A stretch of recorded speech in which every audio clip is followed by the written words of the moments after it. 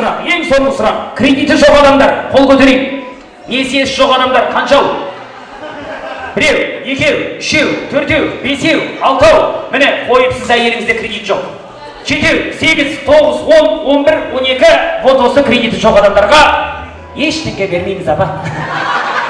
Өйткені сіздердің жағдайларыңыз жақсы. 5000 теңге тұратын микрофон. Бірақ та осы микрофон арқылы бір адам Қазақстанға танымал болды. Оның аты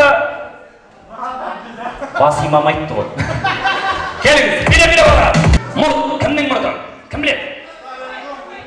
О, келіңіз!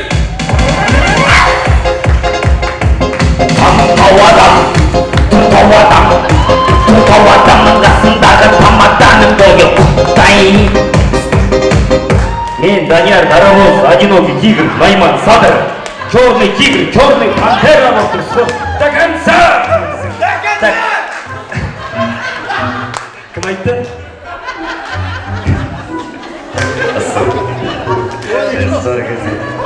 Кімдікі? Сталин ғой? Жүсіптікі ғой? Қара торы жігіт, шашы бира-бира. Кім? Қара торы жігіт, шашы бира-бира. Кім? Кезің шоға. Кім?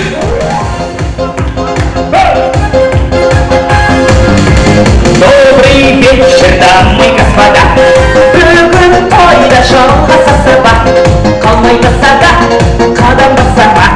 Ән салдады жалғасасы бар. Қара торы жігіт, шашы бира-бира. Кім? Мынау Ибрагим Өшікбай мағазым. Керменбаев деп тұрмын мен. Нұржан Керменбаев. Дұрыс жауап. Ниет қабыл болсын. Кенжебек Жанәбілов. Айып етпеңіз аға. Айып етпеңіз. Жоқ, анау кісі просто екі жері қол көтерген талғамды ойлағанда. Келесі.